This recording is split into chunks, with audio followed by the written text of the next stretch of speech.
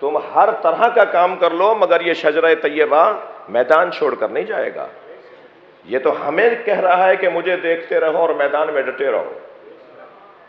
یہ انسانیت کو وقار دلانے کے لیے، احترام دلانے کے لیے آیا ہے۔ جانوروں کی طرح کبھی وہاں بھاگ گئے اور کبھی وہاں چلے گئے؟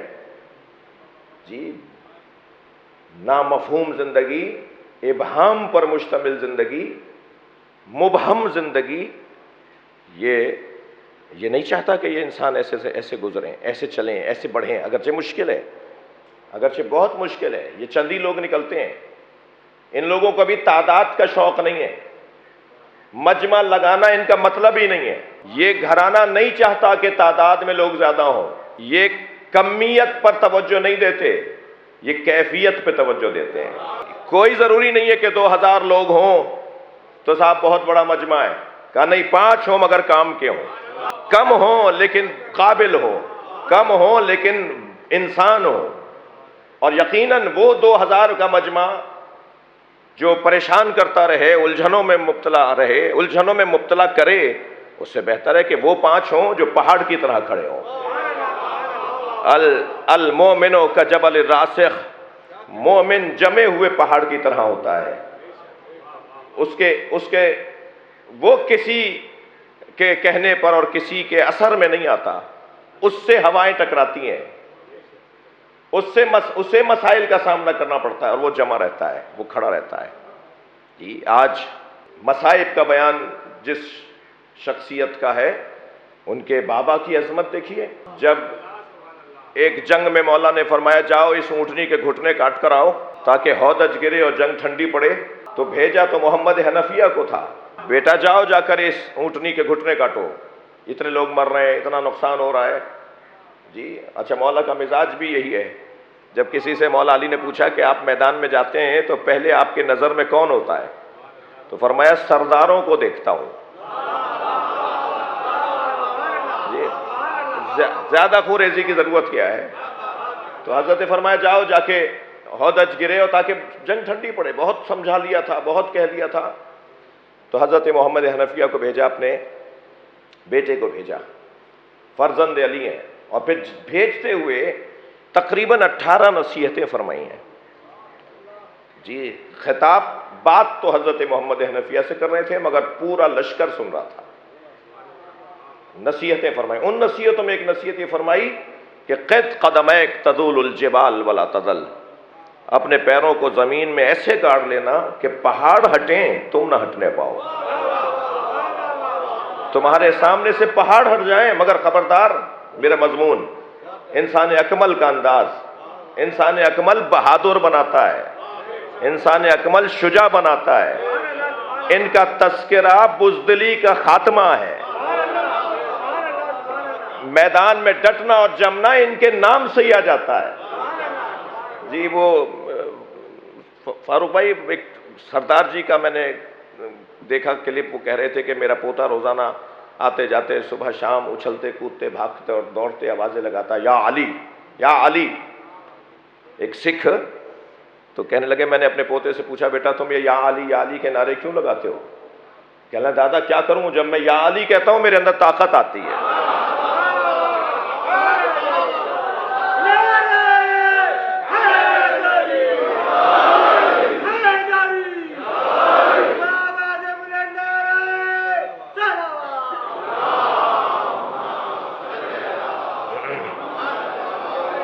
فرمایا اپنے پیروں کو زمین میں، اچھا یہ جو فارمولہ ہے نا مولانا علی کا دیا ہوا دستور ہے، یہ صرف تلوار والے میدان کے لیے نہیں ہے، یہ ہر میدان کے لیے علی دستور دے رہے ہیں۔ پڑھائی کا میدان ہو، نوکری کا میدان ہو، کاروبار کا میدان ہو، سیاست کا میدان ہو، بہت کوشش کر رہے ہیں آپ، ہر میدان کے اندر ڈٹے رہیے۔ مرد تو وہ ہوتا ہی نہیں جو میدان چھوڑ کے بھاگ جائے۔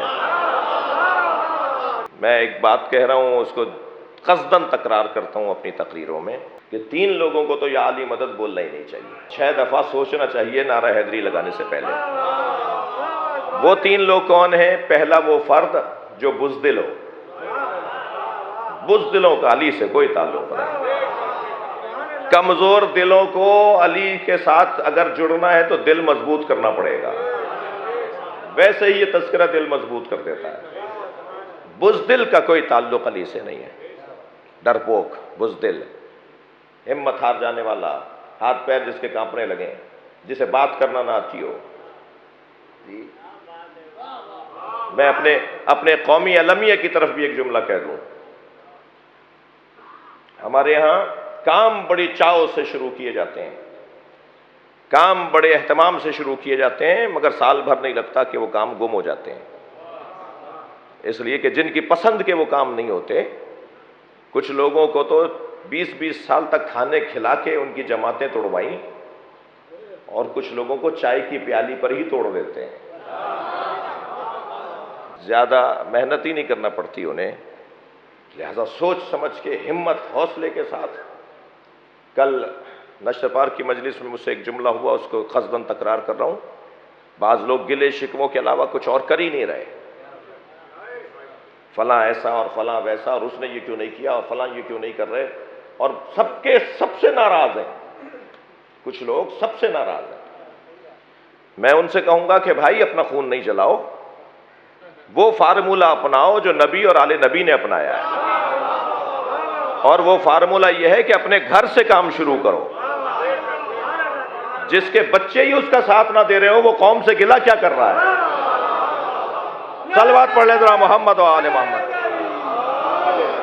فارمولہ یہ ہے، قاعدہ یہ ہے، قانون یہ ہے کہ گھر والوں کا ساتھ لیا جائے۔ پہلے اپنے بچوں کو اپنے نظریوں سے متفق کرو، پہلے اپنی محترمہ کو اپنے نظریے سے متفق کرو۔ ان پہ تو تم بوجھ بنے ہوئے ہو، گھر میں جاتے ہو تو دعا کرتے ہیں کہ باہر چلے جائیں۔ عمومی بات کر رہا ہوں، 85 جماعتوں کے حالات کو دیکھ کر۔ ایک صلوات اور نبی اور آل نبی پر پڑھیں۔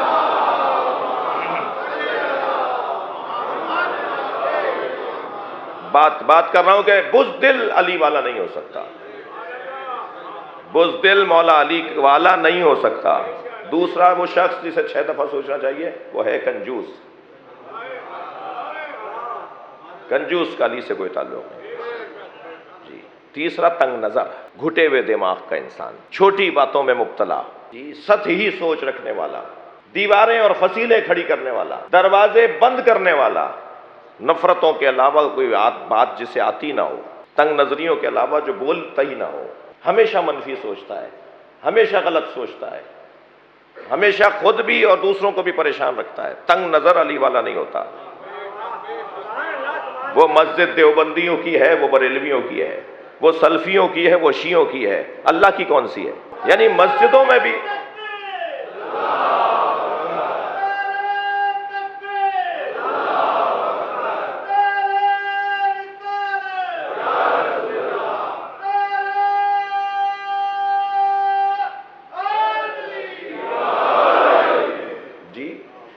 حال کچھ ہمارا بھی رضی اللہ تعالیٰ عنہ نہیں ہے۔ وہ امام بارگاہ نجم الحسن جعفری صاحب کا، وہ امام بارگاہ فوجوں کا، وہ امام بارگاہ پنجابیوں کا، اور پھر وہ امام بارگاہ سیدوں کا، پھر سیدوں میں وہ نقویوں کا، وہ زیدیوں کا، وہ کاظمیوں کا، وہ حیدرآبادیوں کا۔ بھائی امام حسین کا کون سا ہے؟ تنگ نظری اور علی والا یہ نہیں ہوتا، یہ نہیں ہو سکتا۔ محمد اپنے پیروں کو زمین میں ایسے گاڑ لینا کہ تمہارے سامنے سے پہاڑ ہٹ جائیں مگر تم نہ ہٹنے پاؤ۔ استقامت، مقابلہ۔ دوسرا اصول دیا مولا علی نے، تھک تو نہیں رہے میری باتوں سے؟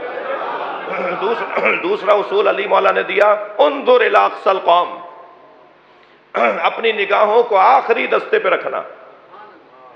جن کی نگاہیں آخری دستے پر ہوتی ہیں وہ آگے کے دستوں کو کاٹتا ہوا بڑھتا ہے۔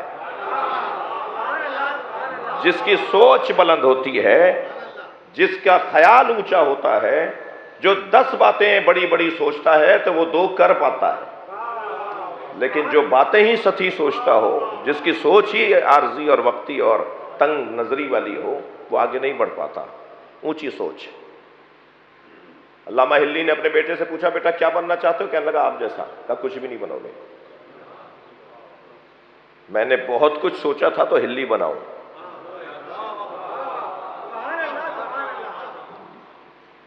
ان جوانوں سے کہہ رہا ہوں، اگرچہ ایک بہرحال تعداد ہے کہ اونچی سوچ